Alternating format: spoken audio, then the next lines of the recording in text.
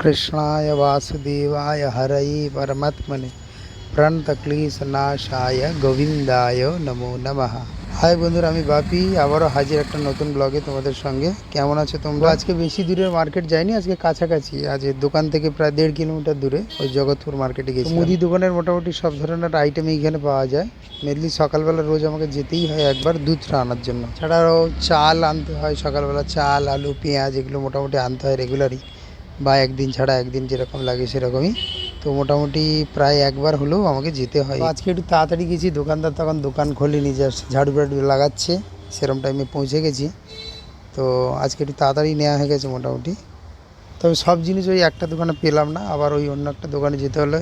ফরচুনের refine তেলটা নিতে হলো, আর 5 কেজি আটা, আরও একটা আইটেম নিলাম, দুটো তিনটে জিনিস আবার অন্য দোকান থেকে নিতে হলো। তারপর আবার ওই দোকানটা থেকে বেরিয়ে আবার দুধের দোকানে গেলাম, মাঝখানে 1 বস্তা চাল নিলাম, নিয়ে তারপর মোটামুটি আসলাম। তো আজকে খুব বেশি মালও ছিল না, তো হয়েই গেছে তাড়াতাড়ি। আজকে একটু তাড়াতাড়ি দোকান খুলবো, প্রায় 11:45 আজকে দোকান খুলে দিলাম। কোনো বন্ধুরা বলছে, বাপিতা তোমাকে কখনো তিলক পরা অবস্থায় দেখি, কখনো তিলক পরা ছাড়াও দেখি, কারণটা কি?